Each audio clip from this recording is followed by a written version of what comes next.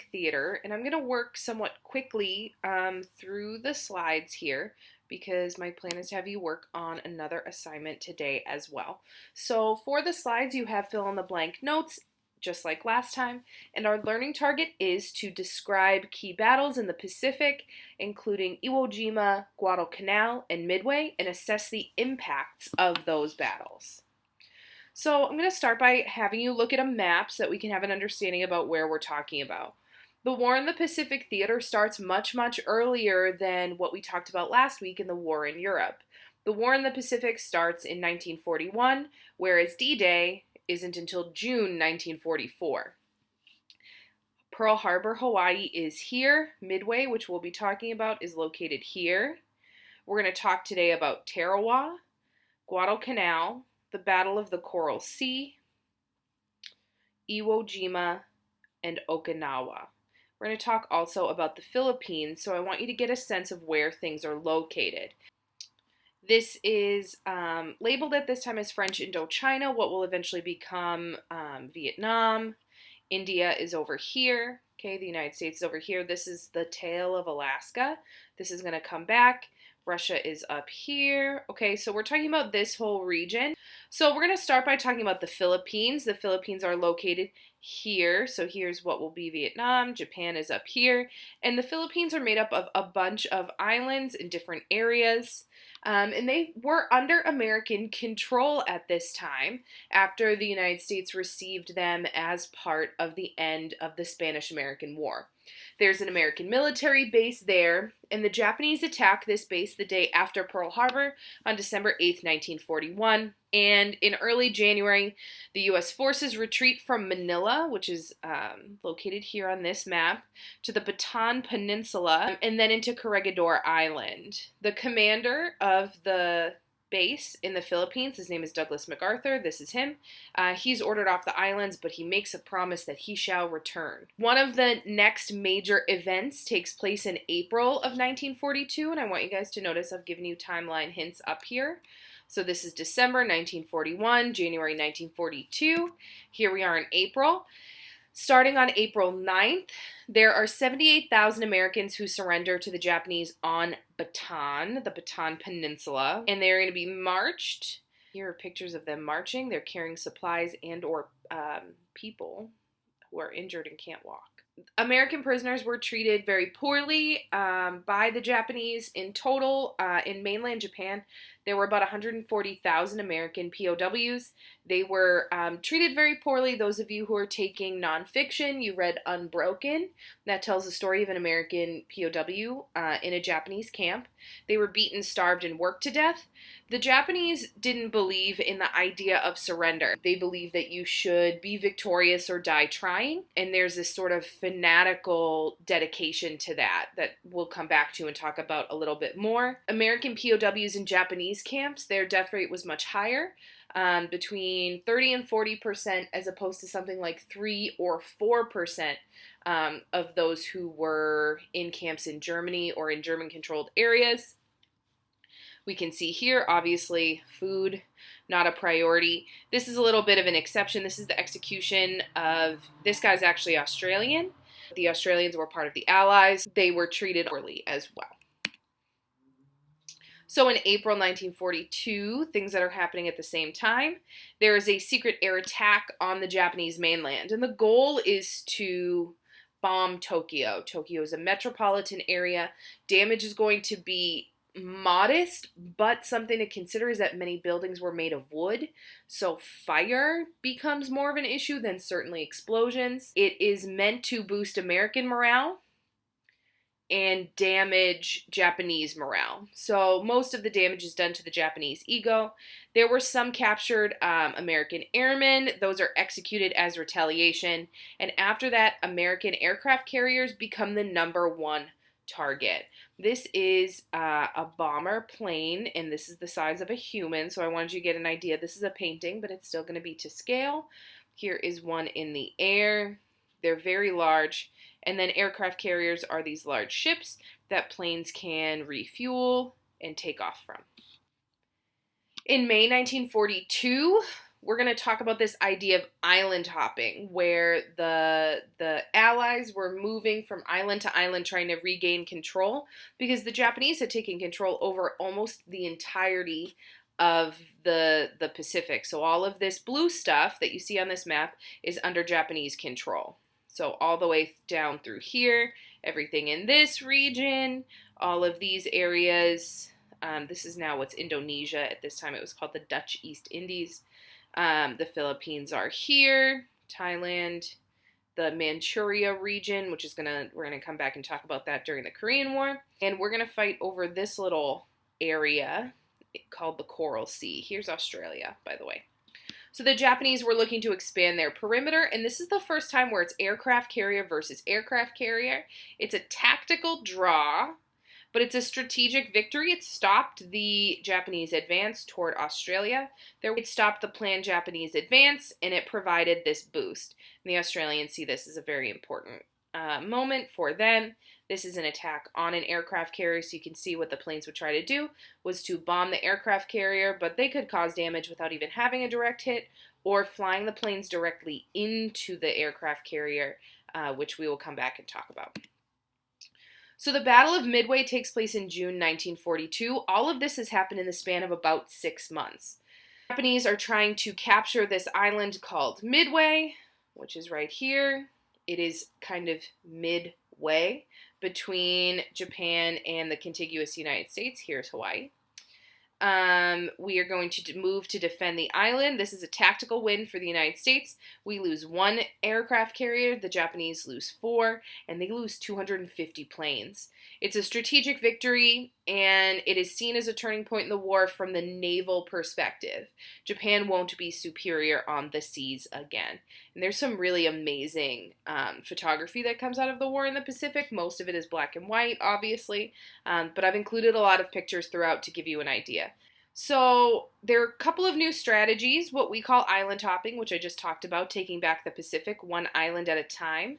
Some of you also talked in your Google form about leapfrogging, which is true. It's not one of our key vocab words, but it was a way of taking first the less defended or less controlled islands and using those as a jumping off point to leapfrog to a more difficult area. Japanese are going to use what are called kamikaze pilots. Kamikaze is a Japanese word meaning divine wind.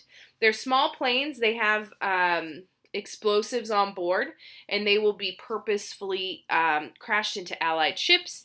Here we see one coming in. They're trying to shoot at it. That's what all of these little pops are. And here you see women and children are waving flowers at one of these planes as they're taking off. So the idea of being willing to give your life for the empire is a really big part of the Japanese mentality about the war. In August 1942, and lasting until February 1943, we're going to fight over a small island that has an airfield on it. It's 2,500 miles. It's mostly jungle, as you can see in these images here. You're actually going to watch a video clip from a mini-series called The Pacific. That's going to hopefully help you understand a little bit of what's going on here. The Japanese lose 2/3 of their troops on the island, including an elite group of naval aviators. So it's a huge win, but the cost is immense. It takes a long time, particularly valuable, but in the wider scheme of things, just a small piece. Tarawa is in November of 1943, and it's an atoll. Atolls are, I think of them as like a hollow island. So all of this is land mass, and then in the middle is more ocean. It's heavily fortified, and things do not go very well. We're going to try a massive amphibious landing, and we're going to learn a lot from what happened at Tarawa, and we're going to put that to good use at Normandy. Hung up boats. Because it's low tide, the boats aren't able to get in as far as they should, and the men are picked off. There are 3,000 casualties, 1,000 Americans are killed in action. By the end of the battle for Tarawa, nearly all of the Japanese soldiers who were on the island were killed. They refused to surrender. They would, what we would now think of as suicide bombings, they would purposely detonate grenades while they were being captured to be able to not only refuse capture, right, refuse to surrender, but also to take out a couple more Americans as they got closer. We learned a lot about reconnaissance and understanding our intelligence of the island, bombing ahead of time, and the ability to have waterproof radios. The Marshall Islands, we're going to fight over this for, again, another couple of months. It's a region of islands in the Pacific, and we are trying to move closer to the Philippines and Japan. We are going to take that lesson that we learned at Tarawa, and we're going to use the Navy to bombard or bomb the islands 2 months before we're going to attack.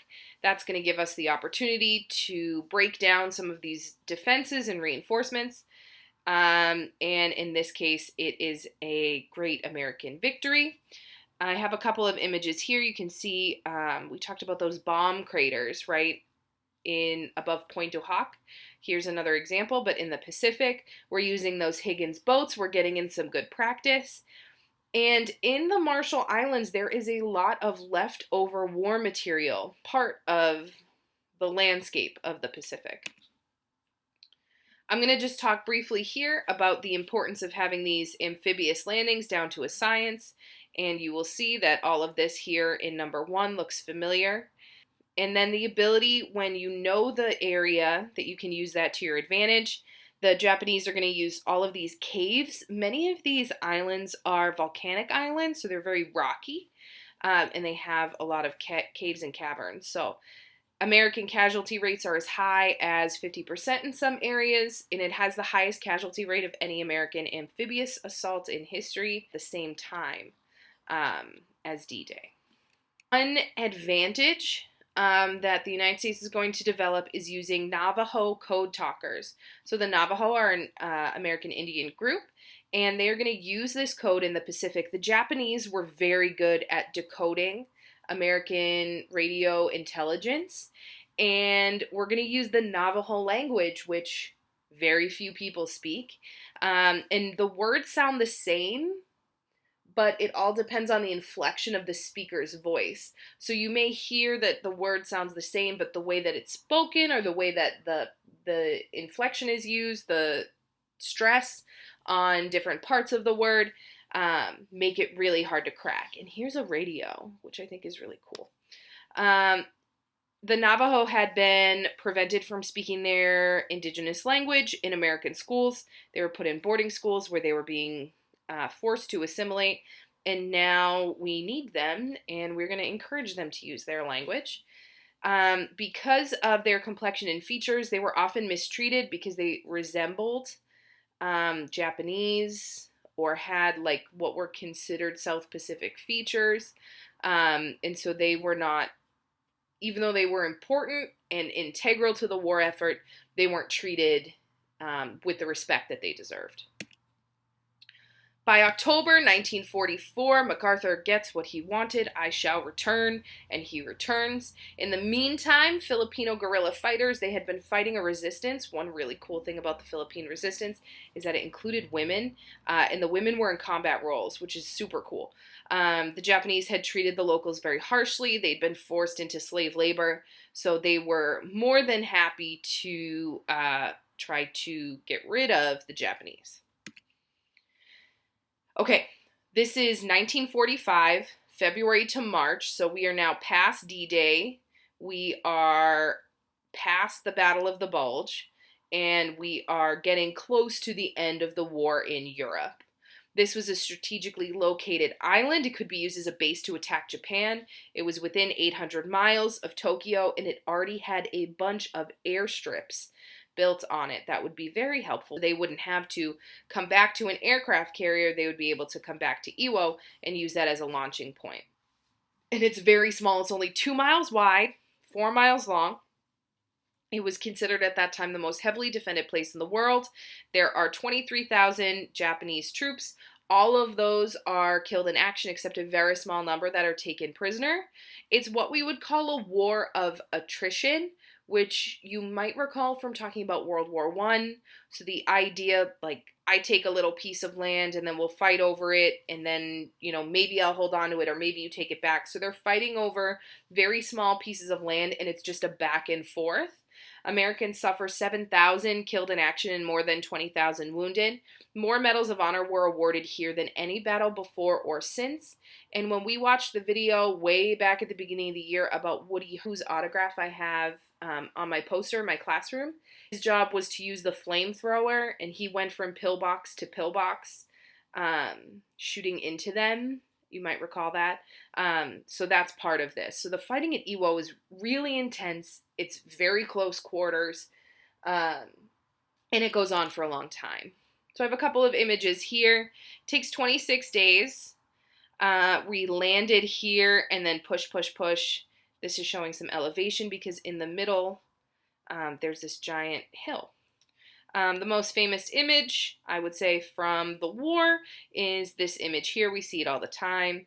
Here's a flamethrower guy. Here is a cemetery. Here you see the men dug in using the natural hills as cover.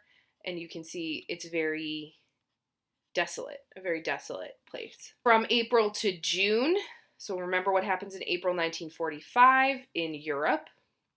From April to June, it's our last push, and we are going to go to Okinawa, which is located here, close to Japan. It is our last step. There are 287,000 Americans fighting 13,000 Japanese.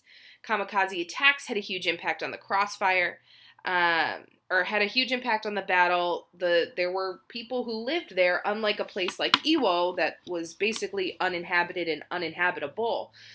People lived in Okinawa. The capital is actually a major city. So there were a lot of concerns about how to best protect the civilians. 100,000 civilians died during the battle for Okinawa. Americans suffered over 12,000 killed in action, almost 32,000 wounded, 239 are missing in action. In the Japanese military side, there are 70,000 killed in action. The battle at Okinawa is brutal. And this idea of this never surrender mentality means that civilians will also start to reflect that, and there were mass suicides where people threw themselves off cliffs rather than be taken prisoner. This gives you an idea of how many ships, how many men. This is a pillbox. So again, some of the things that we've talked about in Europe, the reinforced concrete makes it really hard with the bombardment. So by June 1945, the war is over in Europe. We've already decided what we're going to do with Germany, and I'll talk about that in a minute. But the idea comes forward of having a D-Day Part 2, and instead of landing in Europe, we would take everything that we learned and all of that practice and apply it to the mainland of Japan. MacArthur made the guesstimate that an amphibious invasion of Japan, basically recreating D-Day but landing on the mainland of Japan, would result in 1.5 million Allied casualties. And Japanese casualties, either between civilians and combat personnel, would be between 5 and 10 million. These numbers are staggering. And these numbers have been challenged over time. This number may have been actually much lower in reality, but we will never know because we made a different choice. So the decision is made in July 1945 that we actually won't need to create an amphibious landing, because while at the Potsdam Conference, Truman, who's our new president after the death of FDR, has been told that the test of the nuclear weapon has been effective. This is not a picture from the New Mexico test, obviously, because you can see that this is an ocean and not a desert. But this one we have images of, and the New Mexico one we don't. So we're going to start figuring out what are we going to do with the Emperor of Japan. We've already, the situation with Hitler has resolved itself. And then we're going to decide how we will divide up Germany into these 4 sectors as well, with Berlin divided into an additional 4 sectors in East Germany. So I'm going to circle back here Describe key battles in the Pacific, including Iwo Jima, Guadalcanal, and Midway, and assess their impacts. They do all have shared impacts, which is that they are useful for this island hopping, but each of them has their own impact. And in your exit ticket, I'm going to ask you to assess the impacts of these three: Iwo, Guadalcanal, and Midway.